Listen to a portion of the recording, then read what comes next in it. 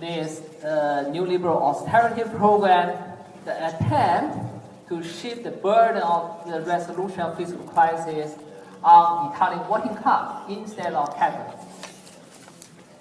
So in this struggle, of course, on the one hand, we have to deal with many day-to-day issues.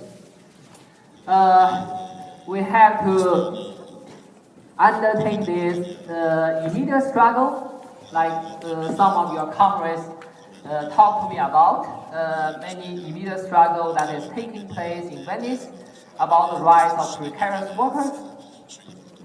And then for the country as a whole, of course, there's a question about to protect various historical rights against this attempt to impose fiscal austerity on the working class.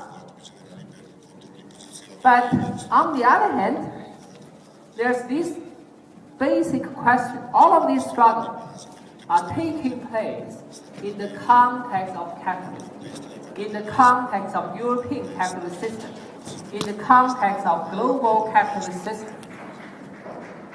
So if we go beyond a little bit this day-to-day struggle, we have to ask a question. To the extent these struggles are somewhat successful in the short run, so that we manage to protect some of these historical rights, what will be the implications? Well, unfortunately, so long as we stay within this European capitalist system, the immediate implications are not encouraging. If our immediate struggle is somewhat successful, given this financial capitalism, what will be the response in the bond market, for example? If the capitalists in the rest of the world, they observe the Italian working class have been so effective so that they could protect their rights, what capitalists will want to buy Italian government bonds, with the possible exception of Chinese government? Now, that is about financial question. In the somewhat longer term, to function as a viable capitalist state, to use the capitalist strategy, you have to be competitive in the capital market, right? Now, if you have been following this economic news, you might read that they do this calculation, they claim the Italian union labor cost is said to be 40% higher than the German one.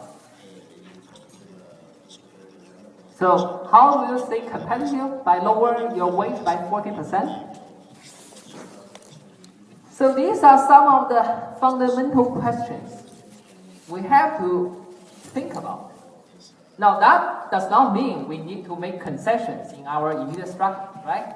We have to demand as much as possible in our immediate struggle. But in the capital context, we have this kind of dilemma.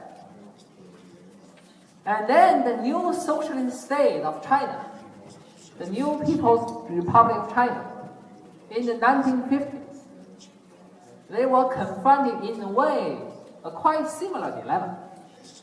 There's a basic question that so long as we are talking about state within the capitalist world system, then to function, you have to do capital accumulation.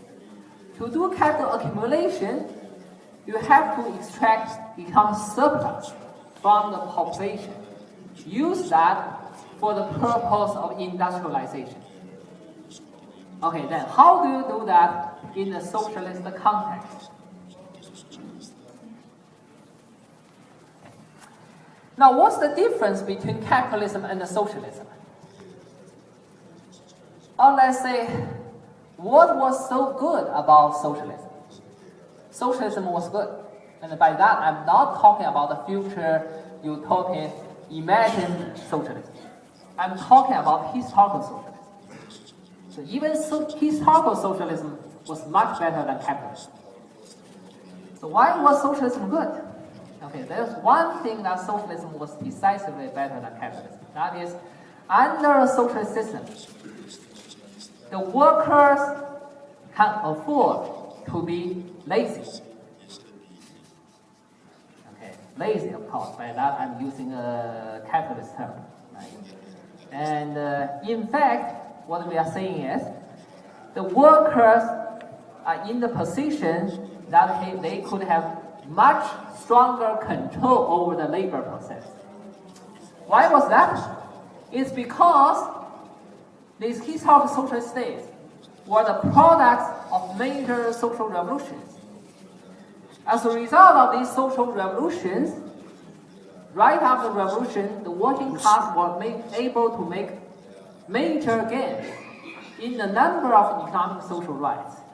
Okay? So in China, we talk about this system of iron rights bowl, which refers to a package of rights available to the working class that include job security, include free education, free healthcare, pensions, cheap housing available for the working class. And the situation is such that these kind of arrangements give the working class, in effect, a strong control over their own labor process, a strong control over how they want to do their work, how intense the work is going to be, what should be the style of the work. Now, that would create this complication for economic surplus extraction. So why is that? Think about it. How do you have economic surplus extraction in the capitalist context? So we talk about this, some of our comrades talk to me about many of the precarious workers in the city of Venice, who are also art students, and they have to do this quite exploitative work, and sometimes without even pay, without even wage, right? So why would the students who are supposed to do creative arts have to sell their labor power, and in some cases even without receiving wage? Well, that is because in this capitalist context, that is the basic way for you to make a living while doing education. Okay? And that is because there are many precarious workers, many students competing against one another for this kind of work. Right? So that is a part of a more general mechanism, what Marx referred to as the reserve army of labor. So basically a large pool of unemployed and underemployed workers. So in the capitalist context, it's a constant reality that there is this large pool of unemployed and underemployed workers that compete with workers who are lucky enough to so-called get employed and then have the privilege to be exploited by the capitalists.